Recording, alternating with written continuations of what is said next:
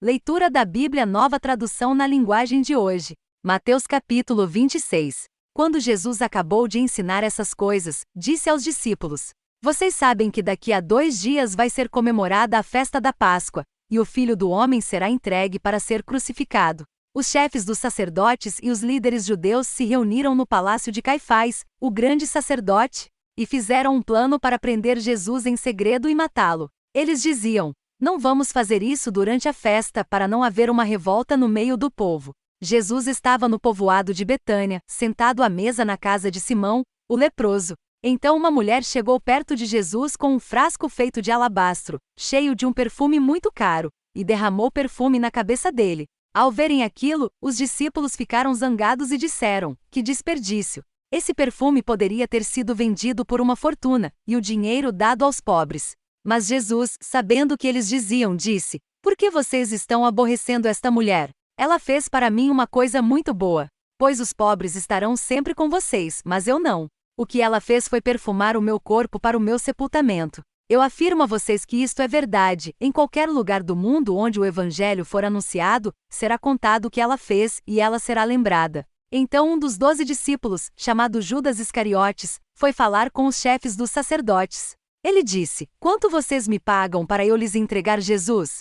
E eles lhe pagaram 30 moedas de prata. E daí em diante Judas ficou procurando uma oportunidade para entregar Jesus. No primeiro dia da festa dos pães sem fermento, os discípulos chegaram perto de Jesus e perguntaram: Onde é que o Senhor quer que a gente prepare o jantar da Páscoa para o Senhor? Ele respondeu: Vão até a cidade e procurem certo homem e digam: O mestre manda dizer: A minha hora chegou. Os meus discípulos e eu vamos comemorar a Páscoa na sua casa. Os discípulos fizeram como Jesus havia mandado e prepararam o jantar da Páscoa. Quando anoiteceu, Jesus e os 12 discípulos sentaram para comer. Durante o jantar Jesus disse: Eu afirmo a vocês que isto é verdade. Um de vocês vai me trair. Eles ficaram muito tristes, um por um começaram a perguntar: O Senhor não está achando que sou eu, está? Jesus respondeu: Quem vai me trair é aquele que come no mesmo prato que eu. Pois o Filho do Homem vai morrer da maneira como dizem as Escrituras Sagradas, mas ai daquele que está traindo o Filho do Homem. Seria melhor para ele nunca ter nascido. Então Judas, o traidor, perguntou: Mestre, o Senhor não está achando que sou eu, está? Jesus respondeu: Quem está dizendo isso é você mesmo. Enquanto estavam comendo, Jesus pegou o pão e deu graças a Deus. Depois partiu o pão e o deu aos discípulos, dizendo: Peguem e comam, isto é o meu corpo. Em seguida pegou o cálice de vinho e agradeceu a Deus. Depois passou o cálice aos discípulos, dizendo: Bebam todos vocês. Porque isto é o meu sangue, que é derramado em favor de muitos para o perdão dos pecados, o sangue que garante a aliança feita por Deus com o seu povo. Eu afirmo a vocês que nunca mais beberei deste vinho até o dia em que beber com vocês um vinho novo no reino do meu Pai. Então eles cantaram canções de louvor e foram para o Monte das Oliveiras. E Jesus disse aos discípulos: Esta noite todos vocês vão fugir e me abandonar, pois as Escrituras Sagradas dizem: Matarei o pastor, e as ovelhas serão espalhadas. Mas depois que eu ressuscitar, irei adiante de vocês para a Galileia.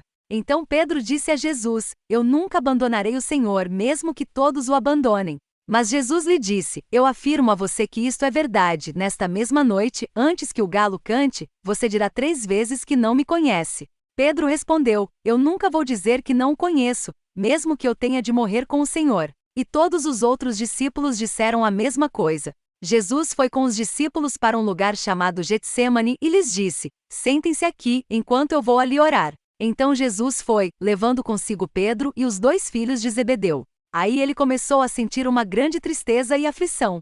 E disse a eles: A tristeza que estou sentindo é tão grande que é capaz de me matar. Fiquem aqui vigiando comigo. Ele foi um pouco mais adiante, ajoelhou-se, encostou o rosto no chão e orou: Meu Pai, se é possível, afasta de mim este cálice de sofrimento. Porém que não seja feito o que eu quero, mas o que tu queres.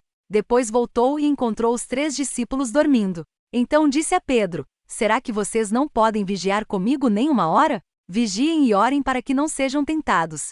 É fácil querer resistir à tentação, o difícil mesmo é conseguir. Pela 2ª vez Jesus foi e orou dizendo: Meu Pai, se este cálice de sofrimento não pode ser afastado de mim sem que eu o beba, então que seja feita a tua vontade.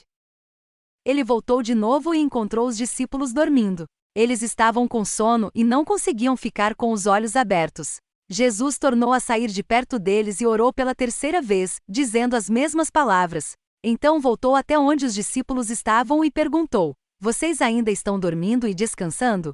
Olhem, chegou a hora, e o Filho do Homem está sendo entregue nas mãos dos maus. Levantem-se e vamos embora. Vejam, aí vem chegando o homem que está me traindo.